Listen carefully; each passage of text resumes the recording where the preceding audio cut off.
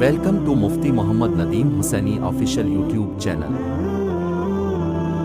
مفتی صاحب کے چینل کو سبسکرائب کریں تاکہ ہر آنے والی ویڈیو سے باخبر رہیں۔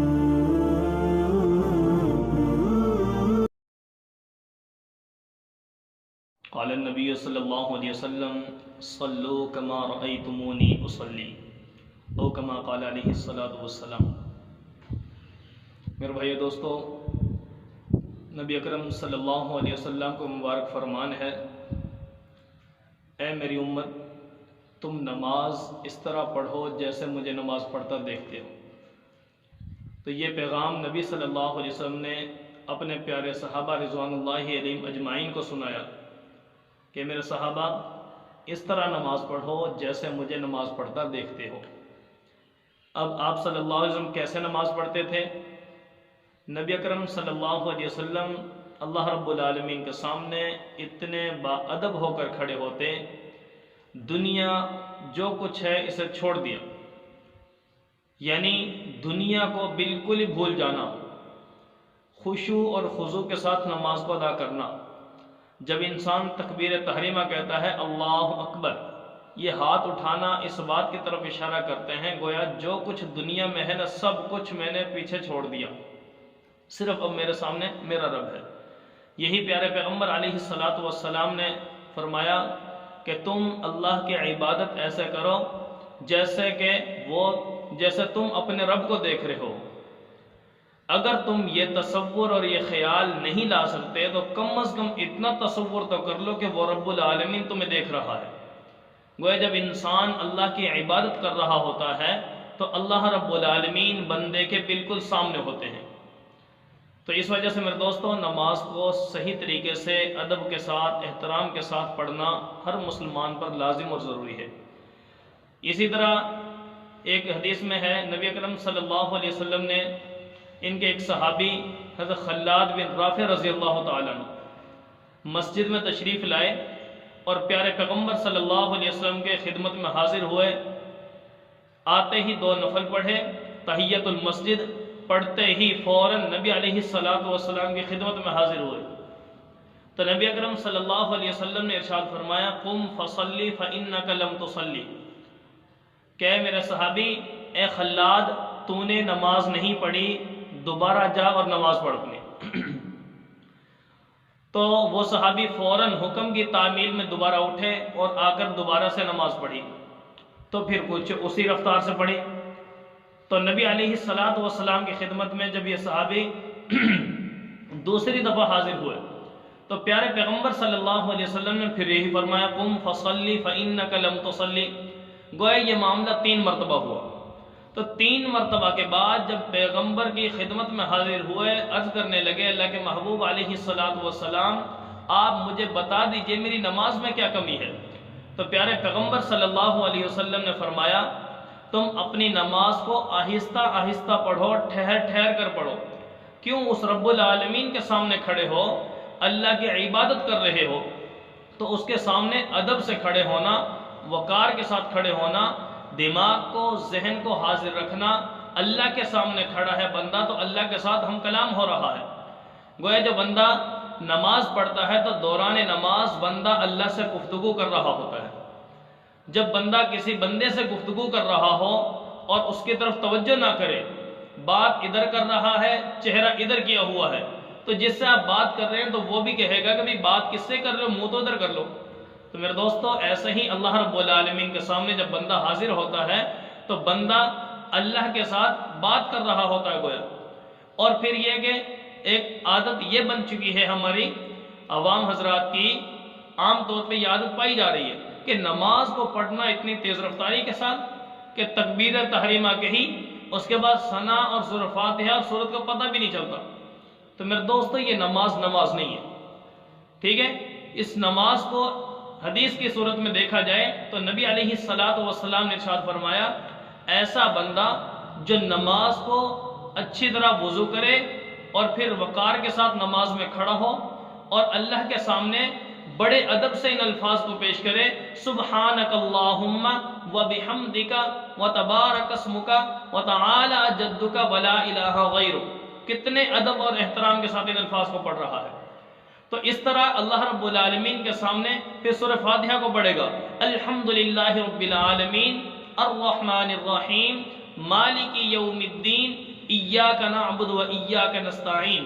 میرے دوست اس طرح بندہ اگر اپنی نماز کو مکمل کرے گا تو اللہ رب العالمین سے جو حدیث میں آتا ہے نا، بندہ بات کر رہا ہوتا ہے، تو بات کرتے ہوئے جب بندہ کہتا ہے یعنی سورہ فاتحہ پڑھتے ہوئے الحمدللہ رب العالمین، تو اللہ رب العالمین بھی آگے سے جواب ارشاد فرما رہے ہوتے ہیں۔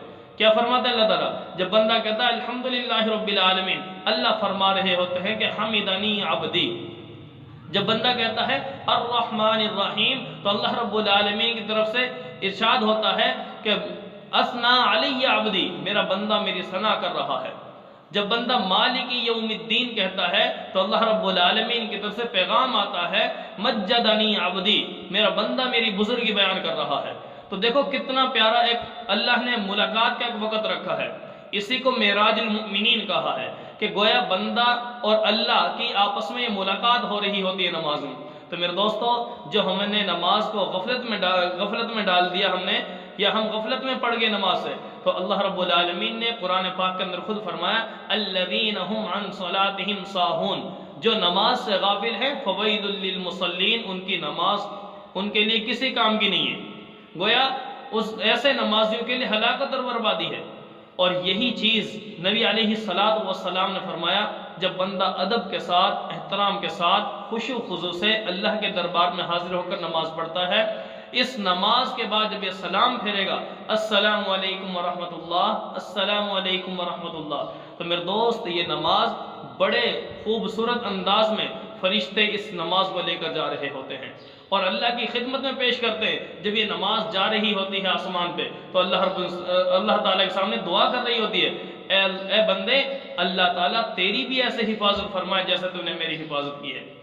اور اگر یہی اس حدیث کا دوسرا جملہ پیارے پیغمبر صلی اللہ علیہ وسلم نے ارشاد فرمایا، اگر بندہ وقت کو بھی ٹال دے، نماز کے لیے وضو اس کو بھی اچھی طرح نہ کرے، کمال درجے تک نہ پہنچائے، اور نماز کو بھی جلدی پڑھے، ادب و احترام سے نہ پڑھے، خشوع و خضوع سے بھی نہ پڑھے، کھڑا بھی صحیح طور پہ نہ ہو، رکوع سجدے میں بھی ڈنڈی مار رہا ہو، تو میرے دوستو یہی نماز جب بندہ یہ سلام پھیرتا ہے السلام علیکم ورحمۃ اللہ، تو یہ نماز اس کے بعد جب یہ جا رہی ہوتی ہے آسمان پہ، تو یہ نماز اس نمازی کو بددعا دے رہی ہوتی ہے کہ اللہ تعالیٰ تجھے بھی ایسے برباد کرے، ایسے ہی ذلیل و رسوا کرے جیسے تو نے مجھے ضائع کیا۔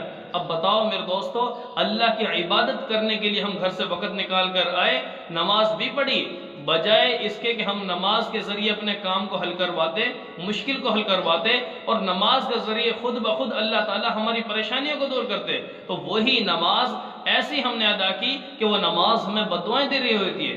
پھر اپنی ناکامی کا گلہ کیوں؟ تو میرے دوستو یہ طبرانی کی روایت ہے، نبی علیہ السلام فرمایا کہ نماز کو خشوع و خضوع کے ساتھ پڑھو، ادب و احترام کے ساتھ پڑھو، تو یہی نماز شاندار ہوگی، جاندار ہوگی۔ کل قیامت کے دن نماز نیکی جو بھی ہوگی اس کا وزن کیا جائے گا، گنا نہیں جائے گا۔ ہم سمجھتے ہیں ہم اتنی نمازیں پڑھ رہے ہیں، ہم اتنے اعمال کر رہے ہیں، اتنی تسبیحات پڑھ رہے ہیں، میرے دوستو ان ساری نیکیوں کے اندر دیکھا جائے گا وزن کتنا ہے، اور وہ وزن ہوتا ہے خشوع اور خضوع کا، اللہ کے ساتھ للہیت اور خشیت کا ہوتا ہے۔ اگر ہمارے اندر وہ جذبہ، وہ مقام، وہ احترام نماز کا باقی ہوگا تو انشاءاللہ العزیز یہ نماز ہماری کل قیامت کے دن ہمارے لیے حجت بھی بنے گی اور ہمارے لیے نجات کا ذریعہ بھی بنے گی۔ اگر نماز کو ایسے جلدی پڑھا تو میرے دوستو یہ نماز ہمارے لیے بددعائیں کرتی ہے پھر، تو اس وجہ سے نماز کو ٹھیک طور پر ادا کرنے کی کوشش کریں۔ اسی طرح رکوع ہے، سجدہ ہے، 3 دفعہ تسبیح، کم از کم 3 دفعہ آرام سے، سبحان ربی العظیم، سبحان ربی العظیم، سبحان ربی العظیم۔ میرے دوست کتنا وقت لگا اس میں؟ اگر اسی نماز کو اس طریقے سے پڑھ لیا جائے، 3 دفعہ ادب و احترام سے تسبیح رکوع کی پڑھی، اسی طرح جب سجدہ کرنے لگا تو اللہ اکبر کہہ کر جب سجدے میں جائے گا بندہ 3 دفعہ اپنے رب کی تسبیح کرے گا، سبحان ربی الاعلی، سبحان ربی الاعلی، سبحان ربی الاعلی۔ اب بتاؤ اس طرح وہ رب العالمین کتنا خوش ہوگا، اور ایک بندہ وہ جو نماز کو جلدی جلدی پڑھ رہا ہے، وہ 3 تسبیحات یا تو ایک سانس میں پڑھتی ہیں، سبحان ربی الاعلیٰ، سبحان ربی الاعلیٰ، سبحان ربی الاعلیٰ۔ میرے دوست، اس میں اگر کسی بندے سے کلام کرنا ہوتا ہے نا، تو بندہ اس وقت بھی اگر ایسے بولے گا تو اگلا بندہ بھی کہے گا بھئی تجھے تمیز نہیں بولنے کی کسی سے۔ اگر یہی جملہ اللہ کی طرف سے بندے کو کہا جائے، جیسے ہماری نماز کا حال ہے، جیسے ہم پڑھتے ہیں سورہ فاتحہ ایک سانس میں پڑھ گئے، بڑی جلدی سے پڑھ گئے، نہ سورہ فاتحہ مکمل ہونے کا پتہ ہے نہ سورہ شروع ہونے کا پتہ ہے، تو ایسی نماز کیسی عبادت ہے ہماری بھی؟ تو اس وجہ سے اپنی نمازوں کی ہمیں فکر کرنی ہوگی، اللہ کے سامنے اس عبادت کو بھیجنا ہے، پیش کرنا ہے، تو ہلکا ہلکا اس کو آہستہ آہستہ سے پڑھنے کی کوشش کریں، جلد بازی سے۔ اللہ کے نبی صلی اللہ علیہ وسلم نے بھی اس کو پسند نہیں فرمایا۔ اللہ رب العالمین سے دعا ہے کہ اللہ تعالیٰ پوری امت مسلمہ کو صحیح طور پر ادب و احترام کے ساتھ نماز پڑھنے کی توفیق نصیب فرمائے۔